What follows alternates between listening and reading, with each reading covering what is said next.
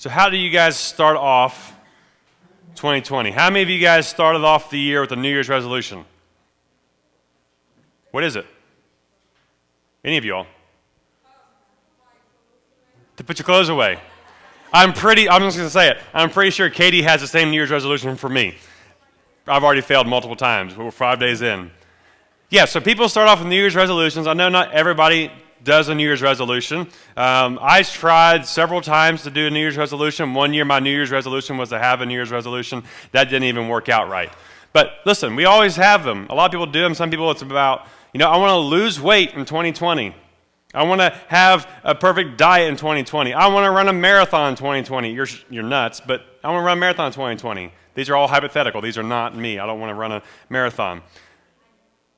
But why do we do that? Why do we want our New Year's resolutions? It's all about the betterment of ourselves, I would think. Some people, on the other hand, decide that this year they're going to have a word specifically for their life. You guys are looking at me like, what in the world does that mean? Some people think and believe that God has given them a word for that specific year, that year is going to define that specific year. And I do it too. Last year, my word in 2019 was delight. I wanted to delight in my relationship with Christ. I wanted to delight in His Word. I wanted to delight in my ministry. I wanted to delight in who He was and who I was in Him and in my family. Now, some of you guys in this room, I know, more so than the adults, I know some of the adults in the room have said that there's a word for the year. Chrissy, yours is? Anticipation. You heard her ask earlier pray for anticipation. Her word for the year is to anticipate. If this was Emmaus, I would say do not anticipate. But yeah, she has the word anticipate. Becky, you had one, didn't you? Sort of. Rest. Which is a huge one also with Katie. Katie's word is also rest. Because we have found that being parents, yes, it is difficult to rest, but not in the sense of sleeping. We have a hard time just relaxing together. Most of the times, whenever we rest, it is pretty much Disney Plus, Netflix, and laying on the couch on our phones. In all reality, that's not rest. Because in all reality, that time would be better served interacting with one another because our time together is more focused on our child more so than us. Our time together, we spent more time in God's Word because usually the thing that falls to the back burner the fastest is our relationship with Christ. So her word, as well as Becky's, is rest. Mine this year is the word shine.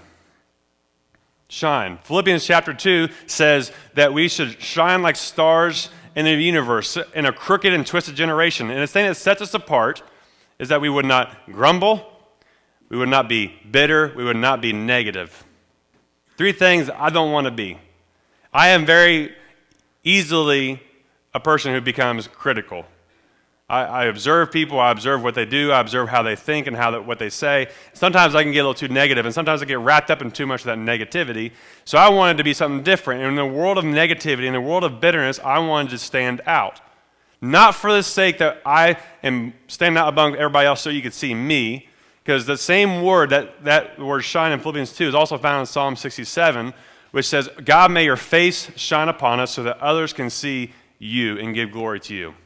So my goal, my word for the year, if you want to call it resolution, is that I may shine in such a way that people see Jesus. I want that in my relationships. I want that in my parenting, in my marriage, in every aspect. I want that. But I also want to stand here tonight and say that there is a word for the Summit Student Ministry for 2020. It's coming from my heart. This is what I think you all need to hear. This is what I think you all need to wrap your minds around. Say the word, doer. Doer.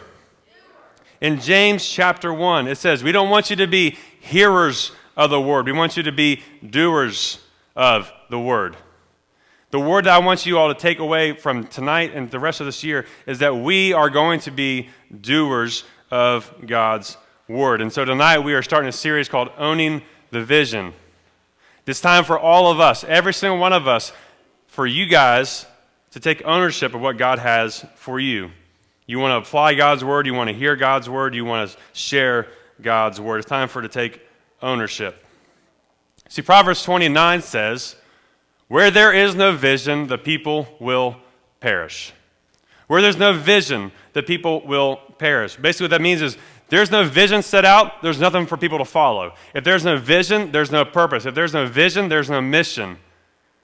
Where there is no vision, the people will perish. How many of you guys, maybe you're not, sorry, this year will be doers of the word, not just hearers of the word. How many of you guys have ever asked for vision?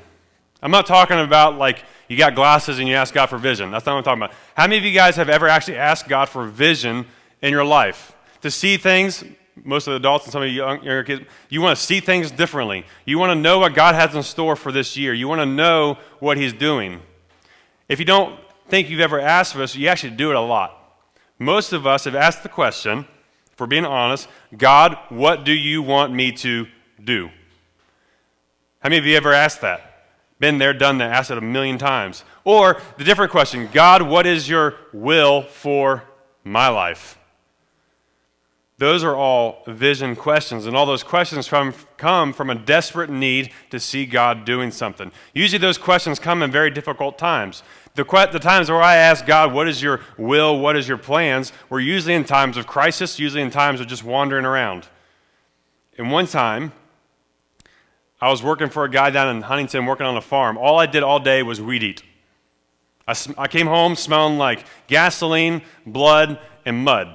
It was a great day if I came home smelling like all that. And my arms would like vibrate for like 4 hours after I come home from work because I'd be weed eating for 8 hours.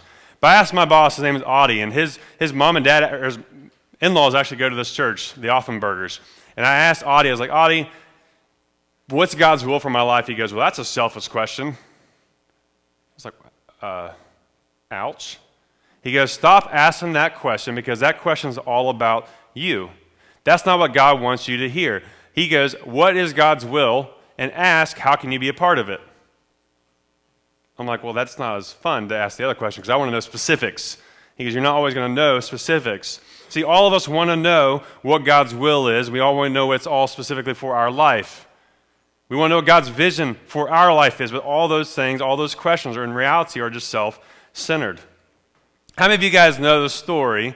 Most of you know her name. How many of you know the story about Helen Keller? Yeah, born blind, born deaf. In a way, she was able to find ways of communicating. It's amazing the life that she lived, and she actually lived a very much a Christian life, and it's actually a really cool story, her life.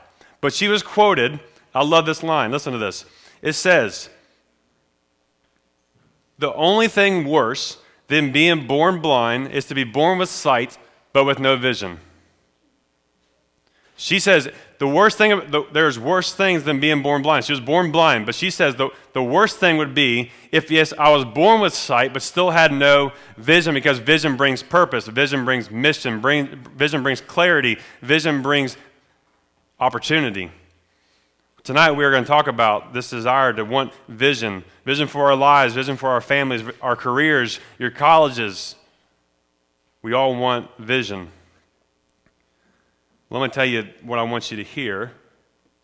That grand vision, the big things, the things that we want God to do is never about us. Grand vision is a God-centered vision, not a self-centered vision. Instead of asking the question, God, what is your will for my life? We say, God, what is your will? Because God's story is so much bigger than your story. You are going to be blessed, on average, to be here, 70 years? Some of you are going to make it to 100, but the average person will make it to around 70. Do you really think that your story, whether it's 70 years, 100 years, do you really think that 70 to 100 years is going to make a God-sized impact on the world? In all reality, no. Do you really think that you are that special that God's will requires you? In all reality, we are not that important. Sorry to tell you that. That's the truth. If you listen to a TED Talk that says you are the greatest thing on earth, it's a lie. We are not that great. The only thing great in this world is Jesus. And so to have a grand vision is to have a God-centered vision, one where it says, God, what do you want to do? Where do you want us to be? In all reality, the main question you need to start asking, instead of what do I do, is supposed to ask, who am I supposed to be? That's a more important question. Who am I will determine what you do, but we'll get to that in a second. We're going to read here in a little bit to Philippians chapter 3. So if you have the Bible on the table, you can turn to Philippians chapter 3 on page 992 in those Bibles, or if you follow along on your phone. Philippians chapter 3 on page 922. We're going to start in verse 7. Give you a couple seconds.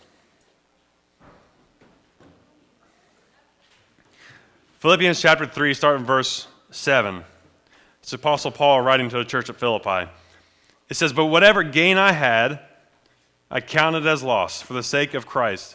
Indeed, I count everything as loss because of the surpassing worth of knowing Christ Jesus my Lord. For his sake I have suffered the loss of all things and count them as rubbish in order that I may gain Christ and be found in him, not having a righteousness of my own that comes from the law, but that which comes through faith in Christ, the righteousness from God that depends on faith." Listen real carefully to verse 10. "That I may know him in the power of his resurrection and may share his sufferings, becoming like him in his death, that by any means possible I may attain the resurrection from the dead." Verse 12. "Not that I've already obtained this or am already perfect, but I press on to make it my own because Christ Jesus has made me his own. Brothers, I do not consider that I have made it my own, but one thing I do, forgetting what lies behind and straining forward to what lies ahead. I press on toward the goal for the prize of the upward call of God in Christ Jesus. Let those of us who are mature think this way, and if anything you think otherwise, God will reveal that also to you. Only let us hold true to what we have attained." Paul says, I want to know Christ, I want to be found in Christ, I want to have the power of Christ. None of those things in any of this is self-centered. None of this is self-centered. That's what I want us to hear. A grand vision is God-centered because a self-centered vision will ask selfish questions. You're going to ask questions specifically for your convenience or for your benefit. What am I going to get out of this? God, if I follow you, what will I get from you? These are all selfish questions, like what am I supposed to do? What do I do with my life? What is your will for my life? All those questions are full of me and I. A God-centered vision seeks Jesus and his will above our own. It's questions like, what do you or who do you want me to be? Who do you want me to become? What is your will? What are your plans? How can I be a part of what you are doing? And the person that we follow, the person that we sing to, the person that we try to imitate is Jesus. Did you realize that Jesus, even though he was God, still did this? That in the night before he was crucified, when he's praying in the garden, he says, Father, I would love for this cup, what I'm getting ready to go through, to pass from me, but not my will, but yours. He, in his own rights, he had his own visions, he had his own plans, but in all things he submitted to his Father and to his Father's will. He was God-centered, not self-centered. Paul, who wrote this, found this and shared it with the church of Philippi. He believed that the vision of God was for everyone to be found in Jesus, for everyone to know him, for everyone to be made like him. But if you remember the story of Paul, Paul used to be known as Saul, was persecuting the church. He would go town to town, open doors, pull people out of their homes, hold their coats, and they would get stoned, killed, rocks thrown at them until they die. Paul basically murdered Christians. But if you remember the story, he goes on the road to Damascus, and he's going to that town, and in that moment, Jesus appears to him in a vision in front of him and says, Paul, why are you persecuting me? And if you remember, he became blind. But it's interesting, even in his blind state, he found great vision. Because in that moment, Jesus told him what he would become, who he would be, what he would do. And that day changed the trajectory of his life. He had every reason to stay where he was, though. Paul was the religious of religious people. He was the Pharisee. He knew the law better than anybody else. He thought he was pursuing God, but yet in all reality he wasn't. He had a lot of things that he had good in his life. But then he realized that he also had a lot of dark things in his life. He very well could have pursued that self-centered vision. He could have kept pursuing the religious law. He could have kept pursuing killing Christians. But Jesus changed his life. That's not what God had envisioned for him.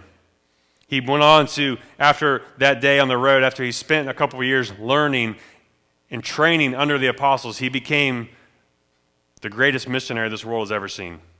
And because of that day, that the trajectory of his life changed, because he received not sight, but vision, you and I, in all reality, are sitting in a church because of what God did through Paul. Paul took the message of God to different parts of Asia and up into Rome. And because that went to Rome, it spread to Europe. And because it spread to Europe, it came to the Americas. What God did through his servant Paul, but all became about because of his vision. 2 years ago, it was January of 2018. Stood right here. You guys didn't know what I was doing, but I stood right here, and I did a sermon series through this exact passage about what it means to press on towards the upward call of Christ Jesus, what it means to forget what lies behind. Because a lot of times New Year's Eve, New Year's Day, we'll spend time reading Philippians 3. Because it says we'll forget what lies behind and press forward to what lies ahead. But in all reality, I was just laying a foundation for what God was giving me at the time. God gave me a vision for what this ministry could be and what it should be. And I said to you in that message, it's like climbing a mountain. That being a part of being in a life with Jesus is like climbing a mountain. There's something that you're reaching forward to. There's something that you're climbing upwards to, and you've not yet obtained it. And a few months later, I said, hey, by the way, we're changing our ministry name to The Summit, which is the reason why I started doing that. I said, because there is something that we're trying to obtain. There is a point in this life that we're trying to reach out to. We will never actually reach it in this life, but we're trying to strive for it. We want to reach fulfillment. We want to reach perfection. We want to reach all this, but all of this is in Jesus. I stood before you 2 years ago and laid out everything that I'm just getting ready to share now, because everything that came out of that message, everything that came about a few months later, all came from this passage, which is all the things that we believe as a ministry, and this is what we believe God's vision for our lives and your life actually is. Because this vision of God is God-centered, not self-centered. Here's what we believe. Because of what we read here, we believe that you and I can know Jesus. We believe that you can know Jesus. I'm not talking about just this idea of, I know about Jesus. I know a little bit about who he was or what he did. He was a good man. He was a prophet. He lived like 2,000 years ago. Pretty cool dude. That's not what we're talking about. We believe that you can know him, comprehend him, fully talk with him, hear from him, worship him, live with him. That's what we believe. We believe that you can know who he is, know what he's done, specifically also what he's done for you. And not only that, we believe that we can be found in Jesus. What does that mean? If you come to my house, you meet me, I am in a relationship with who? Katie, you all know my wife.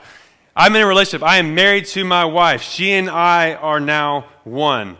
We are found in each other. We are one. It's the same thing. To be found in Jesus means you have an intimate relationship with Jesus. So when I say you can be found in Jesus, because you've accepted him, if you know him, you believe in him, you trust in him, you are now found in him. So when I think of Dave Medley, I think of not just Dave Medley, I think about his relationship with Jesus, because it's no longer marked by the old Dave Medley, it's now marked by the new creation in Jesus. He is being found in Jesus. And at the end of the day, because I know he is obedient, but I know he's trusting, at the end of the day, he will be found in Jesus. Now, we know that's true of all of you if you put your faith in Christ. So we can know Jesus. We believe that we can be found in Jesus. The third thing, we believe we can be made like Jesus. Every single one of us have a purpose in this world. It's not something different for everybody. It's actually the same thing for everybody. We believe that the ultimate purpose in this life is to look more like Jesus. At the end of the day, I don't want you all to see Scott McClure and all my flaws, all my failures, all the things I do wrong. I want you to look at me and see Jesus. That's why the word of my life for the year is shine. I want to see Jesus shining on me. I don't want to see Kendrick. I want to see Jesus. And guess what? That's not a perfection thing. You guys are not perfect.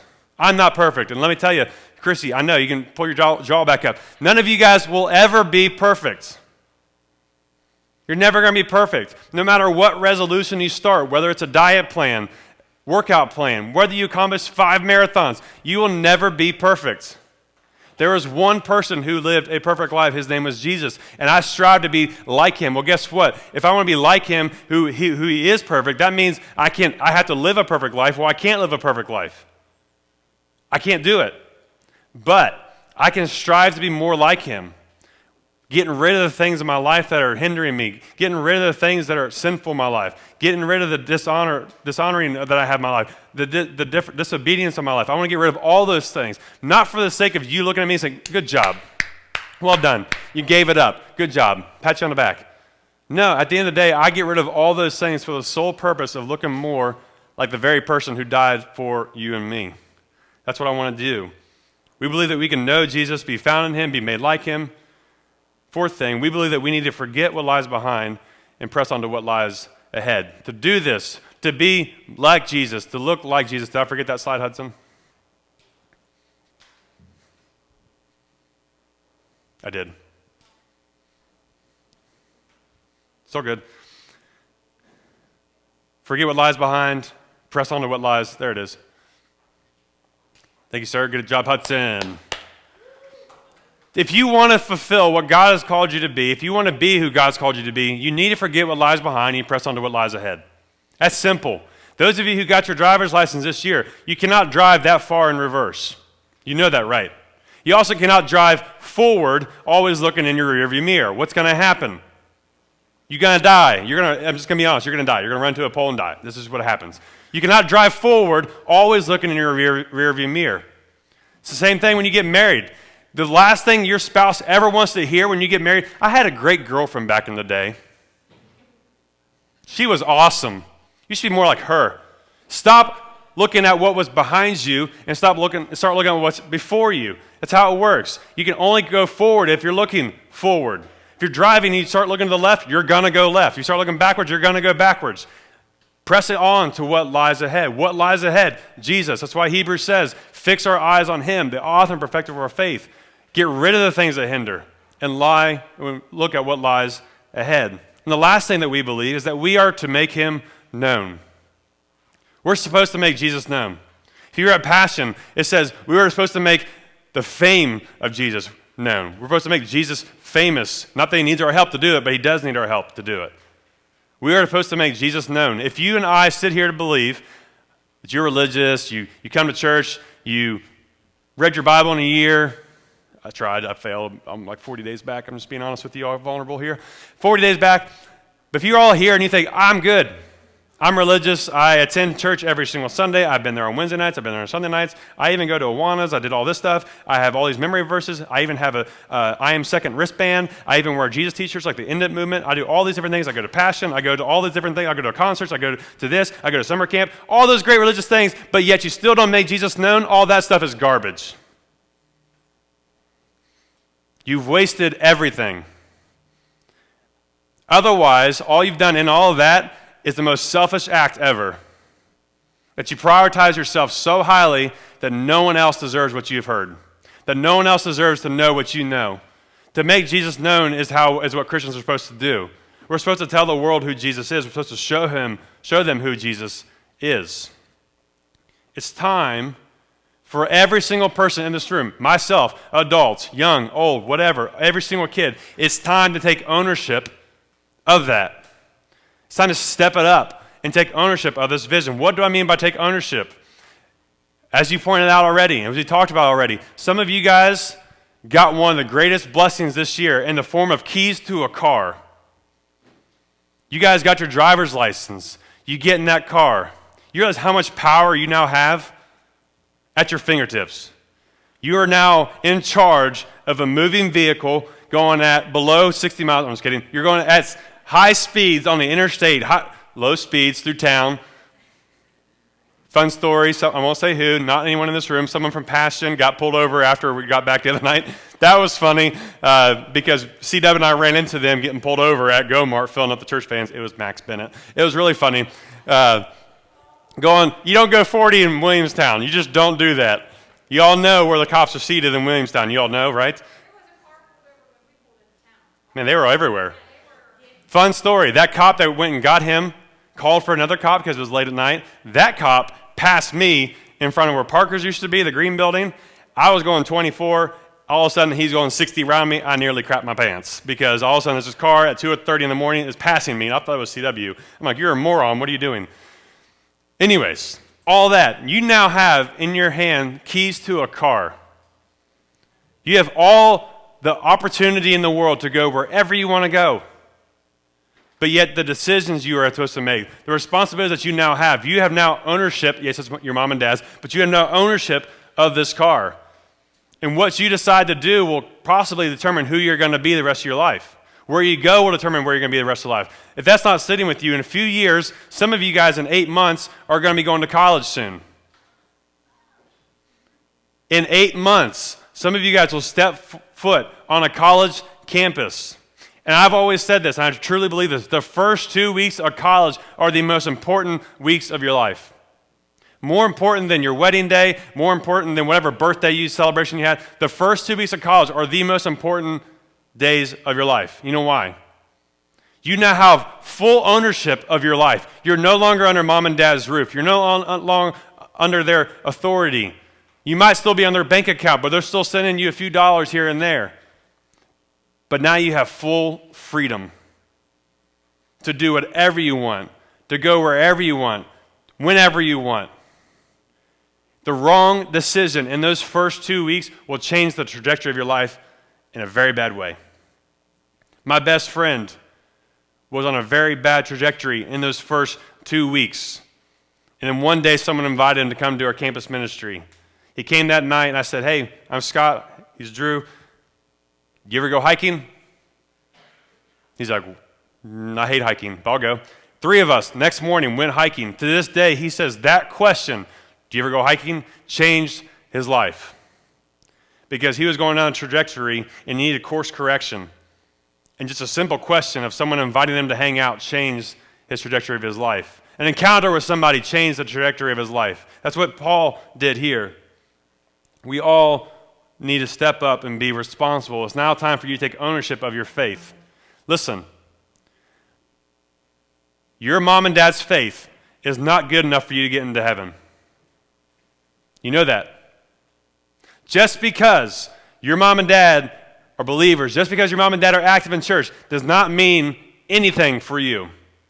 The only thing that it means is that they hopefully have been giving you a great foundation to build upon. But listen, what I just said is a foundation for you to build upon. It's time for you to take ownership of what you believe. If you come into this room every single Sunday night, every single Wednesday if we ever have stuff, if you go to every retreat and you say, I am a Christian, it's time to take ownership of it.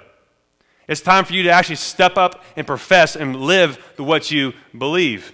That's why we as a church, if you come here on Sunday mornings, if you come over the next few weeks or the next few months, we're talking a lot about the vision for FBCW. It's love God, love people, love more people. Everything that we do as a student ministry falls under that umbrella of vision.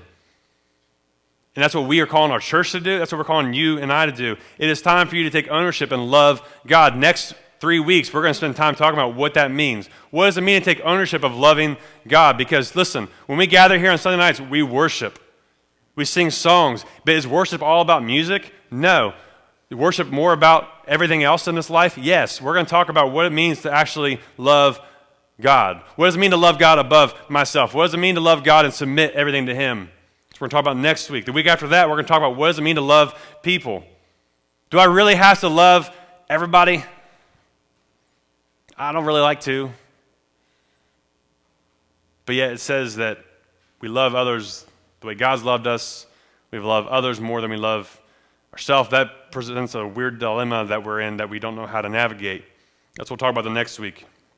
And the week after that, we're going to talk about what it means to love more people. Do you really mean to tell me that God's will, God's purposes includes people of different races, different genders, different countries, different work lives, different schools? Yes. But we actually don't really take ownership of that and do it. Otherwise, this room would be packed out every single week, not just a bunch of kids from Williamstown and Marietta. If we really believed that we love God, that love would compel us to love people, and that love for people would lead us to and compel us to love more people. To never be satisfied with the fact that there are people who are not here for whatever reason who need to know Jesus. That's not okay. It's time to take ownership of this, which leads us to, as we start to wrap up, what the vision moving forward in 2020. I've said this to our student leadership team. I've said this to our vision team. I've said this to our adult leader team. I've said this to our church staff. Real simple. Ready? 1%. Say it. 1%. Did you know that right now there's 13,500 high school and middle school students within 25 miles of this room? 13,000. 13,500 middle school and high school students. 9 high schools. 9. I can't count middle schools. I don't know. I lost track after a while. A bunch. We'll say 20 or 12. So let's say 20 schools represented within 25 miles of here. If I look around the room right now, I can see 4 to 5 schools, high schools, whether it be Wood County Christian, Marietta, Williamstown, Parkersburg, thank you. I'm looking around. What are we doing? You know, here's what we typically do as churches. Ready? Let's hire the best youth pastor ever, and he'll reach that 1% goal by himself. He can play guitar. He'll rock the flannel. He might have a man bun. His name's probably Chad. You know, that's the kind of guy, that's the stereotypical youth pastor that we want. He is a superstar. He'll get it done. That never works. It's never worked and never will work. Okay, how about we build the most fantastic youth facility in the entire valley? This place is amazing if you all don't realize that. No one else has this.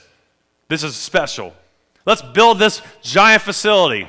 I don't care how much money we spend on it. I don't care how much money we have to pay off for the next 25 years. Let's build it so that kids will want to come here. Let's have the best lights that sometimes work. Let's put the best Christmas lights up for some reason, turn off during worship. Let's have the best projector that sometimes pushes the screen over that way. Let's build the perfect set where there's wood coming off over there. Let's do all that. That will get kids to come. They'll show up for that. Let's make sure we have the best pizza. Let's not do Papa John's or Little Caesars. I want Shorty's Pizza. I want, what's the new place? Donato's. That's glory right there. Let's do all that. Then the kids will come. Let's have the best worship team in the land. And then they'll come. Let me tell you something. All those things are all good things, but it'll never get people here. Do you know what gets people to come? People. Well done. People get people to show up. Did you know 97% of people interviewed said they would come to church if they were invited? 97%. Do the math. 97 of your school, 97% of the 13,500 in this valley, I'm not saying they're all going to come here. 97 would come if they were invited. You know the problem is? No one ever invites. For whatever reason, whether it's if you're timid or you're scared, whatever it is, that's not the point. But you don't invite. If you think to yourself, I'm not asking for a show of hands, but when was the last time you actually invited somebody? Okay, you did. I said you didn't have to show my hands, but good job. But what would it look like? What would it look like if every single person in this room decided, you know what, I'm going to take ownership of my faith. I'm going to take ownership of what God's calling. I'm going to take ownership of this vision. I want to help reach 1%. That's only 135 people. Does that sound crazy? It shouldn't. You want to know why? Still to this day, whether there's 60 people in here, 50 people, every single month we've seen 150 different kids come through these doors. 135 doesn't sound so big now, does it? What would it look like if all of us started to step it up to reach 1%? What does it take? It takes you being serious about loving God. It takes you being serious about loving people. It takes you being serious about loving more people, that you believe that you can know Jesus, that you believe that you can be found in Jesus, you believe that you can be made like Jesus, and you believe that your purpose is to forget what lies behind, to press on towards what lies ahead, and your purpose is to make not Emma known, your purpose is to make Jesus known. That's what it's going to take. I want this room always to be filled. Do you think I want to do it so I can pat myself on the back and say, I did it? Never. Do you think I want to put enough people in the seats and enough band members up here to make us look good as a church where I can put pictures on Instagram and show off all my other youth pastors? Hey, look at us. We're better than you. No. You know why? For every person that comes through the door, that's a salvation or that's eternity in hell. I want more and more people to come to hear the story of Jesus, to know that they can be made like him, made for him, and to make him known so that they'll do that in eternity. How much do you have to hate somebody to not invite them to an encounter with Jesus? How much do you have to hate somebody that you believe their eternal destination is hell? It might make you uncomfortable talking about it, but that's, they're going there. It's on them. The next few weeks, we're going to talk more about what that actually means. As we start wrapping up here, and we'll sing another song here in a moment, I just want to spend time praying again like we started. We prayed for one another. You heard people praying for anticipation. You heard people praying for salvation. We're going to pray right now just for your response. Some of you guys are here, and you've been coming for months, you've been coming for years, you've been coming to church for your entire life, but you don't own it. You don't own it at all. You still don't believe. You've heard every single message. You've heard every single thing. And there's something in your heart that says, you know what? I'm supposed to own that. I'm supposed to take hold of that. I'm supposed to believe that. We're going to give you a moment here, an opportunity to believe that. You might be here and you're like, you know what? I've lived my entire life. I lived my entire Christian life so self-centered, focused only on me. It's time to step it up and own it. We're going to give you an opportunity to own your faith. I want every heart here to be filled with this knowledge of who Jesus is. And I want every single one of you all to be made more like him. I can brag on the majority of you. I don't know every single person in this room that well. But those who I do know, those who I get to spend a lot of time with, and those the adults I know will agree with this, so many of you guys have grown up.